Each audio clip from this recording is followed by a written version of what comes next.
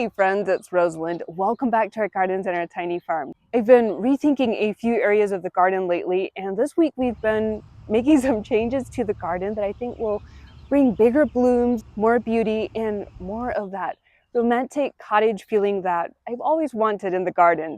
So I'm just going to bring you guys along to share some of the changes that we have been making to the garden. But first, I did pick up this Singer sewing machine bottom.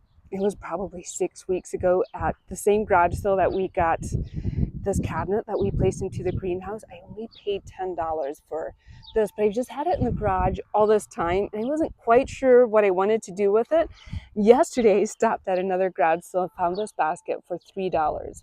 So we are going to try and make a little planter out of this sewing machine bottom. But before we work on this, let's go look at some of the other areas in the garden that we have been making changes to.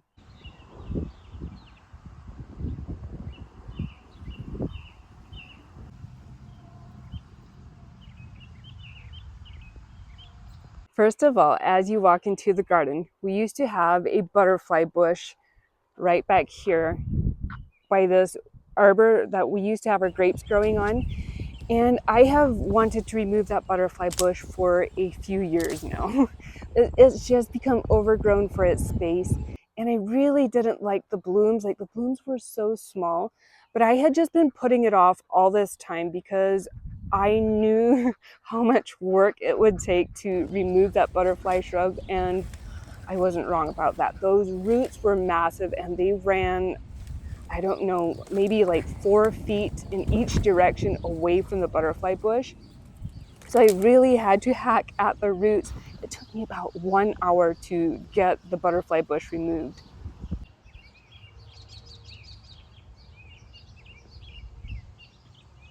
Sometimes a garden teaches us what it really needs. I really wanted this space to have more impact and longer lasting beauty.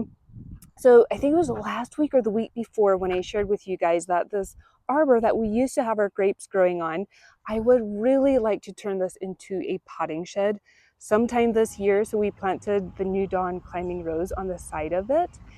And down below, right here, where we removed the butterfly shrub from, this is what we replaced it with.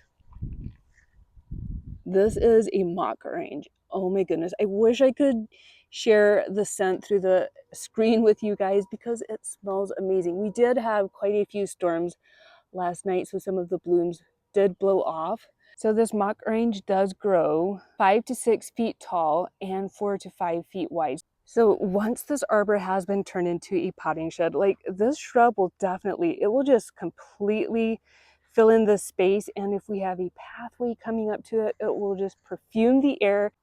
And now you guys are probably going to think I'm crazy. So I do have a lavender hedge planted alongside of this pathway. But right in here, this space was empty. And I really wanted something with a bit of an impact and with big blooms. So I did plant another butterfly bush, but this one is a lot prettier and it stays a lot shorter. It's called Chrysalis Pink. So pretty, and the blooms are very big and bold, but it only gets 20 to 28 inches tall and only 26 to 30 inches wide.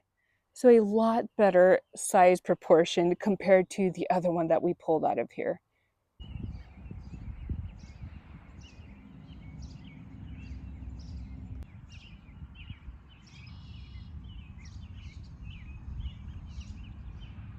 Turning this arbor into a little potting shed will be a very fun project, but it might be closer to this fall before we get started on it, just because summer is so full with trying to keep up the gardens. Now, this new border that we started putting in just last fall got some fun new things added to it this week. Oh, first of all, you guys need to see these poppies. Do you remember when we had winter sown our poppies into milk jugs and then transplanted them this spring? This is one of our first blooms. This is a Shirley Pandora poppy. So pretty. Back here, this is one of our new additions. It is a Cora Louise Ito peony. And the thing about Ito peonies is the blooms don't require any staking. So now we have 4 peonies planted into this border. And the thing about Ito peonies, the reason I normally stay away from them is because they don't really have a fragrance, but this one says that it is slightly fragrant. And the flowers are very pretty. Like they have like a semi-double bloom with a dark lavender center. And I had wanted to add this one last fall. I think the tubers were like, was it $55? So I didn't buy a tuber for it. And then I found one at a garden center as a plant for only $35. So I couldn't resist. I had to bring this one home and plant it into the garden. Another new thing that got added to the garden this week that has the most beautiful blooms on it is a rose that I had shared with you guys that I ordered it back in March. And it is like, it's a very small rose because it's a cutting, but it's called Jude the Obscure. And the reason that I really wanted to have this rose in the garden is our youngest is named Jude.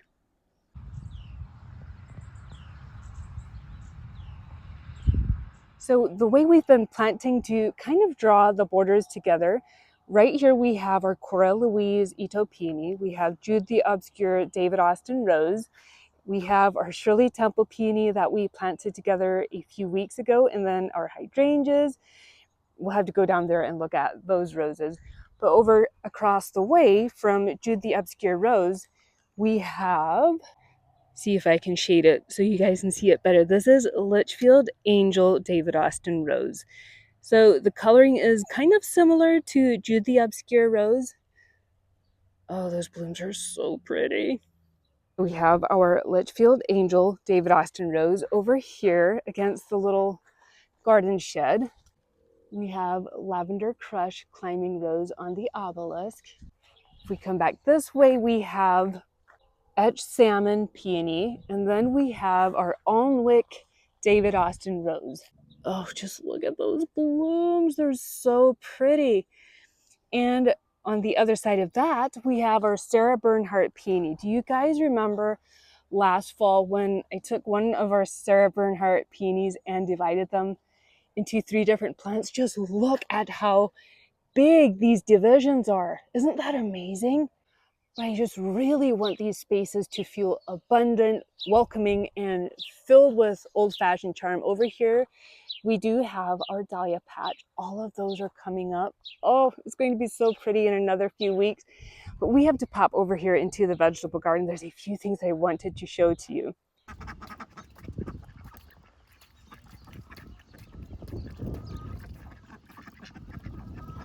We've had quite a bit of rain and quite a bit more heat over the past week, so things have just been taking off. Over here along the fence line, I did plant between every post, there is a different vegetable planted. But over here on the trellis is what I wanted to show to you. The berry basket strawberries that we had started from seed using the winter sowing method together, those are planted into this hanging pot. I mean, look at them. Aren't they doing so good? But this is the things I'm getting ready to plant onto the trellis. We have sweet potatoes that we just picked up as plants. I didn't start these from seed. But then we have 3 different varieties of melons that we did start from seed, and these are ready to be planted onto the trellis. First one is, I think it's pronounced Kajari melon. These are all varieties that I have never grown before. We have Tiger melon, and then we have bitter melon, and then we also have some okra.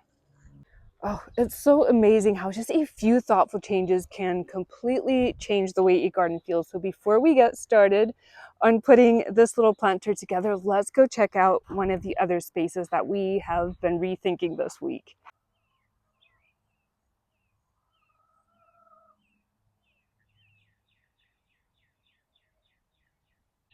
We are up here by the patio garden, and this is a garden that I had been sharing with you guys that I really want to change completely into a hydrangea and hellebore garden. So let's go take a look at it.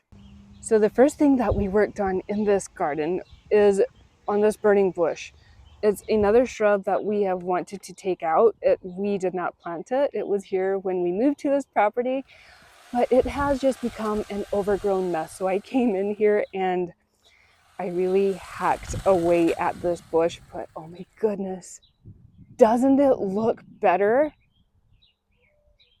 It completely opened up this space by trimming up this shrub, but it's still going to get taken out eventually. I don't know if it'll be this year. Also came in and redid the pathway in this garden and moved the bench forward to make more room for hydrangeas and hellebores and other things that I really want to have in this garden, things that can take a bit more shade. I should also mention another reason that we haven't taken out this burning bush yet is the birds absolutely love taking shelter in this bush, and it really does give nice shade in this bed. I don't have a whole lot of shade gardens. I know that anything else we will plant in here will take a while to, grow nice and large, but this is some of the things that we added in here. With the way the sun is shining right now, it's kind of hard to see, and I feel like it's also kind of blurring the camera. I hope it's coming across okay on the screen. So I did pop forward this fern. It was sitting back here. We'll look at it in just a minute. And then I divided another fern. So we have a trio of ferns in here. Right back here, we do have a macrophylla hydrangea that we planted in here last fall. Back here is the Gatsby Gal hydrangea, oak leaf hydrangea that we picked up together a couple of weeks ago, and planted a hydrangea in here that has gorgeous big pink blooms in summer. Right back here where we used to have the fern, right back in here, I do want to come in with another hydrangea that can take shade. So our hydrangea here, I believe grows 3 to 5 feet tall, so it will definitely fill in this space. Our oak leaf hydrangea grows, I'm trying to think, I think it said 5 to 6 feet tall and wide, so it's definitely, going to fill in this space. So if we can find another hydrangea that grows maybe 3 to 5 feet tall and wide, and then our eclipse big leaf hydrangea grows 3 to 5 feet tall and wide. So it's definitely also going to fill in this space eventually. If we stand back a little bit, we do have our ferns planted, and then right behind the ferns, there is 4 hellebores planted in there.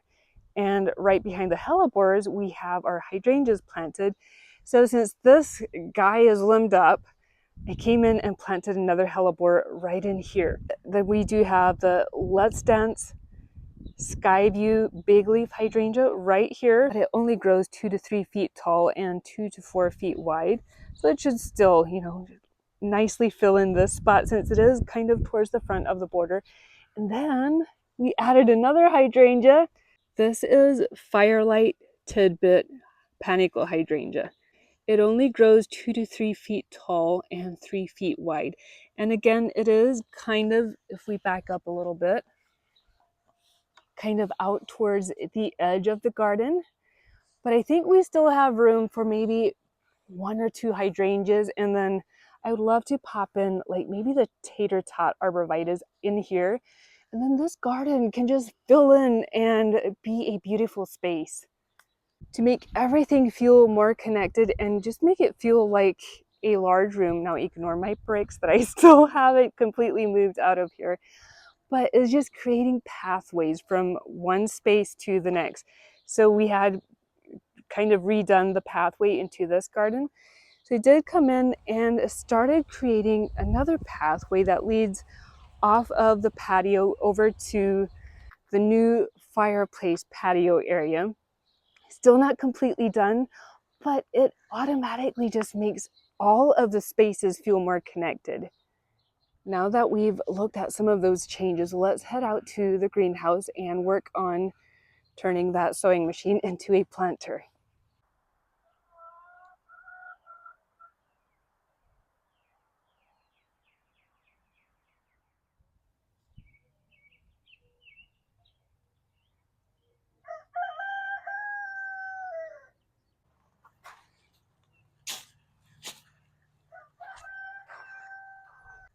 Oh, I love the sewing machine frame. It reminds me of my grandma. So I think what we're going to do, hopefully this will work, is try to attach the basket with some jute twine. And we'll probably need to go around like several times to see if we can securely attach it so we can add some planters in here.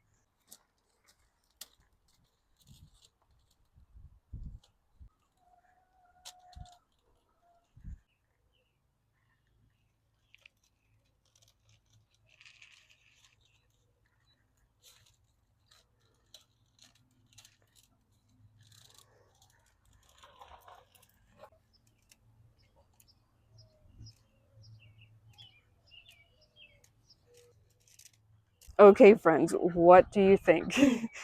I love how it turned out, but I would love to hear what you guys think. I love taking old pieces and giving them new life, kind of like we did with the two lanterns that were all rusted. They didn't look good anymore. So we simply painted them, and they're looking so sweet in front of the greenhouse.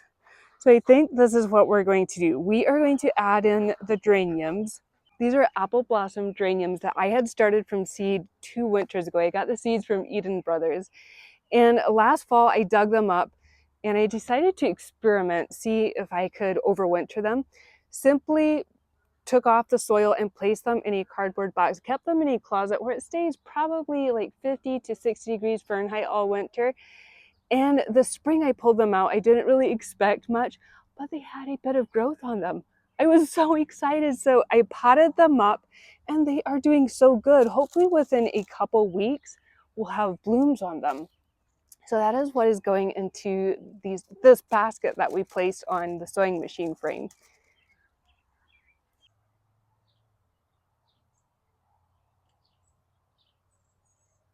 Let's take a closer look at the basket. So it is a little lopsided, I just noticed, but it is on here very securely. So we took the jute twine and we did about 3 or 4 rounds on each corner, and it is very tight.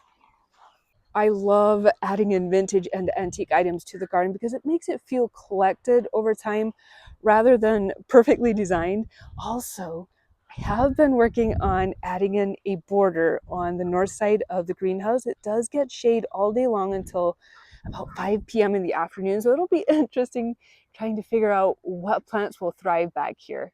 Well, friends, I would love to hear what you are currently working on in your own gardens. And if you have ever decided to change up a design in your garden, what did you decide to change about it? I would love to hear about it all. Thank you for just being in the garden with me today. My hope is always that our gardens bring a bit of joy to your day and you walk away feeling inspired for your own garden. Have an amazing week, and I will see you right back here real soon. Bye.